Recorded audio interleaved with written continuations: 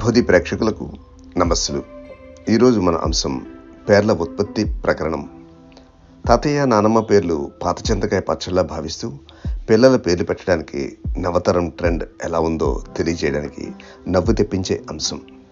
ఈ సందేశంలో వెటకారం ఉన్న కొంత పునరాలోచన కలిగించే అంశం మాత్రం దాగి ఉంది. అంశంలోకి వెళ్తే ఆతృతగా పరిగెత్తుకుంటూ ఒక వ్యక్తి మరో ప్రముఖ వ్యక్తి దగ్గరికి వచ్చాడు.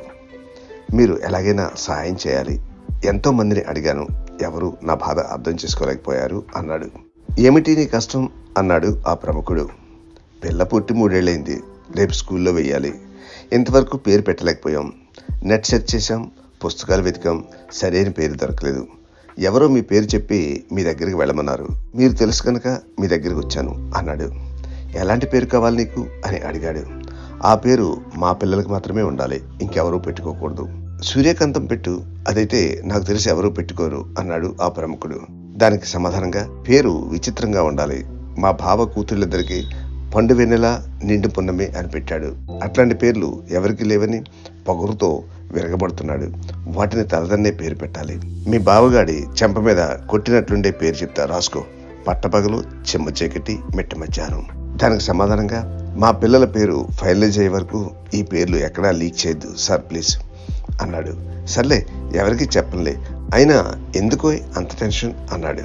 పిల్లకు పేరు పెట్టే ఉద్దేశం ఏమైనా ఉందా, అసలు ఏమైనా ప్రయత్నం చేస్తున్నావా అని రోజు మా ఆవిడ తిడుతుంది సార్. నీ మాటల్లోనే 2 పేర్లు దొరికాయి, ఉద్దేశ ప్రయత్న అంటూ. ఎందుకు మీ ఆవిడ ఏమని తిడుతుంది నిన్ను అని అడిగాడు ఆ ప్రముఖుడు. వేస్ట్ గాడు అంటుందండి అన్నాడు ఆయన.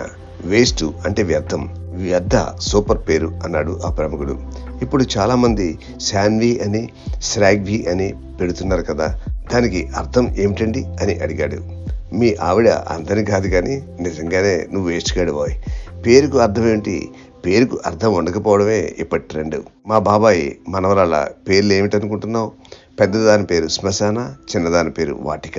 ఎలా ఉన్నాయి అన్నాడు ఆ ప్రముఖుడు. బ్రహ్మాండంగా ఉన్నాయి సార్, కాదేది పేరుకు అనర్హం అన్నమాట. మరే ఇప్పుడు నువ్వు మాట్లాడిన దాంట్లో కూడా 2 పేర్లున్నాయి, బ్రహ్మాండ, అనర్హ. మీరు శూన్యంలో నుండి కూడా పేర్లు తీస్తున్నారు సార్ అన్నాడు అతను. శూన్య, ఇదేదో బాగుందయ్యా, బుర్రలో ఆ తెలివి ఉండాలి, ఏది చూసినా పేరు తట్టాలి. మా తమ్ముడు ఓ రోజు వచ్చి అన్నయ్య పిల్లల పేర్లు పెట్టడం విషమ సమస్య అయింది అన్నాడు. అంతే, పిల్ల పేరు విషమ, పిల్లాడి పేరు సమస్య. ఎలా ఉన్నాయి పేర్లు అన్నాడు.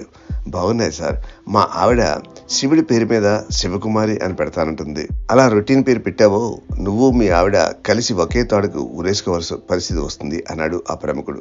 కోప్పడకండి సార్, రొటీన్కి భిన్నంగా ఆలోచించవయ్యా. శివకుమారి కామనే కదా, శవకుమారి అని పెట్టు, లేకపోతే కళేబీరి అని పెట్టు. గురువు గారు, ఎందుకు మీ పిల్లల పేర్లు ఏమిటండి అని అడిగాడు. ఎవరికి లేని పేర్లు పెట్టాలని అమ్మాయి పేరు సామూహిక, అబ్బాయి పేరు అత్యాచార్ అని పెట్టాను. తీరా ఇప్పుడేమో పొద్దున లేస్తే పేపర్ నిండా అవే. ఆ పేర్లు ఎవరైనా పెట్టుకుంటారేమోనని కంటి నిండా నిద్రపోయింది లేదు అన్నాడు. అంతా నా కర్మ. అరే ఇదేదో బాగుందే, కర్మ ఎలా ఉంది అన్నాడు. చాలా బాగుంది గురుగారు, కాకపోతే మా వంశానికి నాగదేవత పేరుతో కలిపి పెట్టుకోవాలి, నాగకర్మ అని పెట్టుకోమంటారా అని అడిగాడు. మళ్ళీ ఇదొకట? అవును సార్, మా కజిన్ పేర్లు నాగభీబస్, నాగడింబక్, నాగహిడింబు. మా అన్నయ్య తన పిల్లలకు సర్పజగదేక్, నాగ అతిలోక్ అని పెట్టాడు అన్నాడు అతను. మళ్ళీ ఇదొక దరిద్రమా అంటూ, ఒక్క నిమిషం, దరిద్ర నాగదరిద్ర అని పెట్టుపోని అని అన్నాడు ఆ ప్రముఖుడు. కానీ మా ఆవిడ 3 అక్షరాల పేరే పెడదామంటుంది, కుబుస అని పెట్టు, సరికొత్త పేరు, నాగదేవకు సంబంధించిందే, అక్షరాలు 3. అద్భుతం సార్, ఇదే ఫైనల్, కుబుస అని పెట్టేస్తా అంటూ ఎంతో కాలంగా ఉన్న బాధను పాము కుబుసను విడిచినట్లుగా విడిచి వెళ్ళిపోయాడు ఆ అమాయకుడు. ఈ వీడియో మీకు నచ్చితే మీ మిత్రులకు షేర్ చేయండి, తమాషాగా ఆనందించండి, మా ఛానల్ సబ్స్క్రైబ్ చేయండి.